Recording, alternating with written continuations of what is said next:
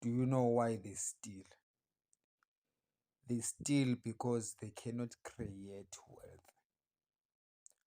All they can do is take what is there and consume and come back to take whatever is left over and consume and wait around for somebody who creates something and grab. Because of that, they fear getting out of power because it is cold out there. They will have to start afresh and work, and they will live under constant fear that that which they have will be consumed and finished, and they too will be finished, for they've got no idea of how to create wealth.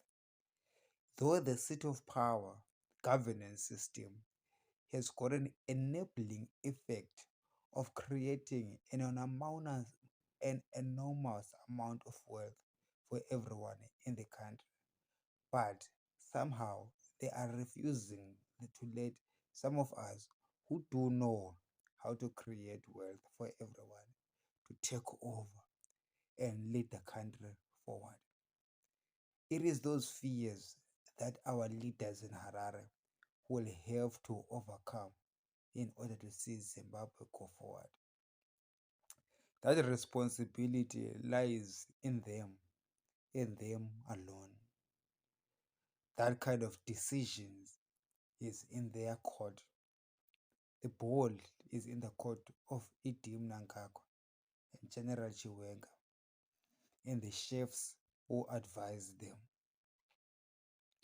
on letting Zimbabwe free from their hands and letting young people take over, competent young men and women like me who can lead Zimbabwe forward, not just for the chosen few, but for the rest of the Zimbabweans, including vanamashef vedu, our parents and grandparents who fought through the liberation war for us,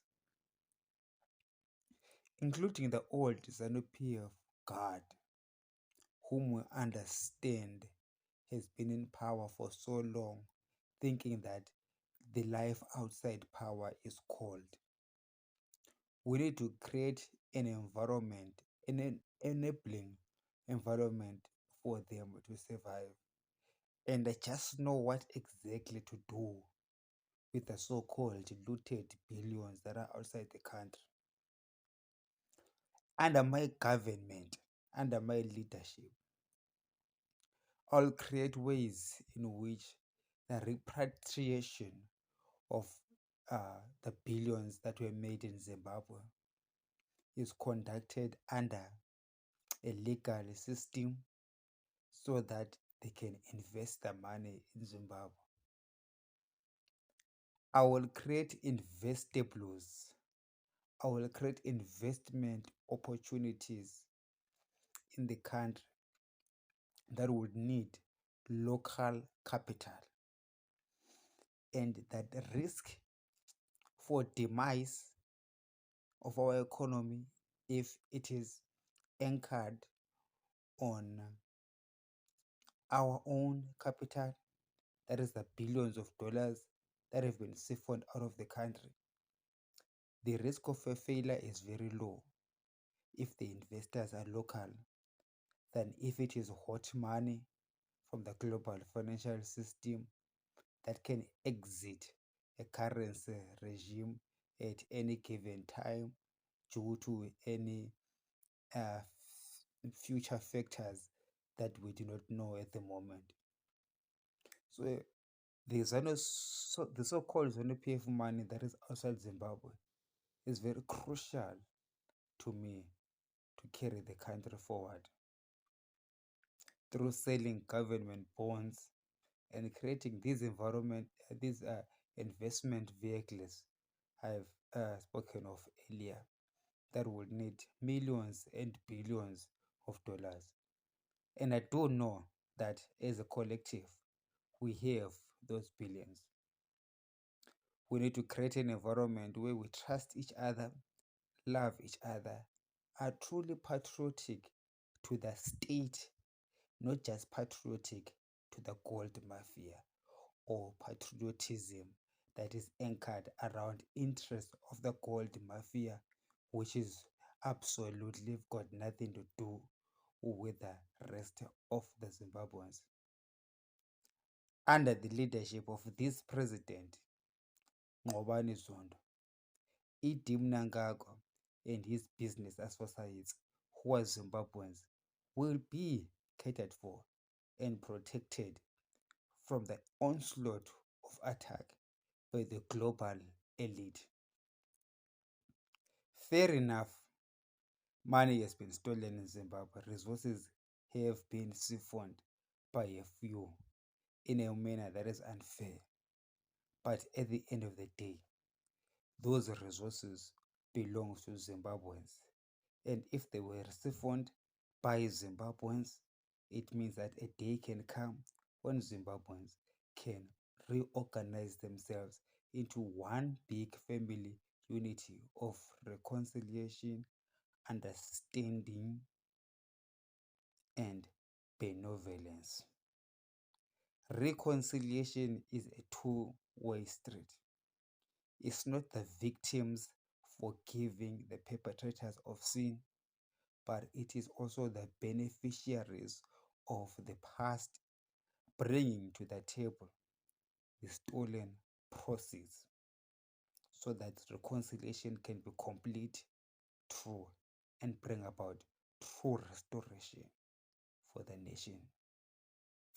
I have faith, therefore, that the great leaders of our country understand what is at stake and are humbled by the happenings in our globe today that will have to force them to come to the negotiating table so that we can map out a future for Zimbabwe that works for everyone who is born in it or everyone who calls Zimbabwe their country.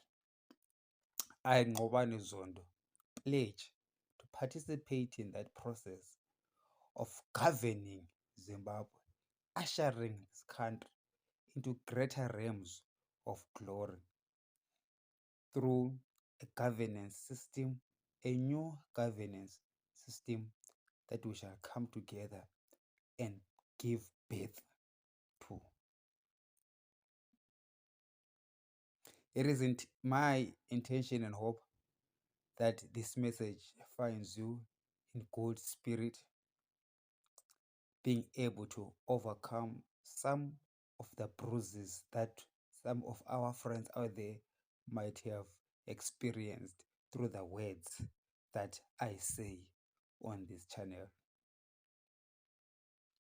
It is important, ladies and gentlemen, to understand that in this political work, we need to be vigilant, strong, speak truth to power without fear of death or imprisonment.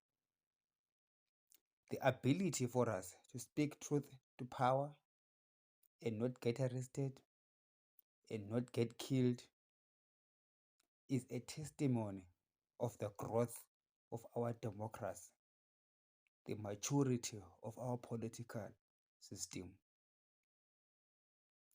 Under our current president, Emmerson Mnangagwa, I do hope that this growth can now therefore lead to a place where the rebirth of Zimbabwe takes place,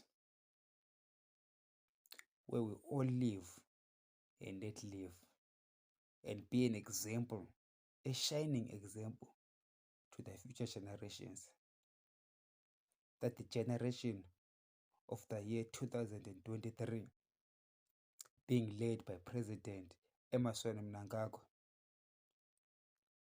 to transition power to the next president, Comrade Ngobani Zondo, were indeed or was indeed a generation of rebirth, a pivotal generation that transformed the fortunes of Zimbabwe. Good night, Zimbabwe. Think about it. All is the Lord.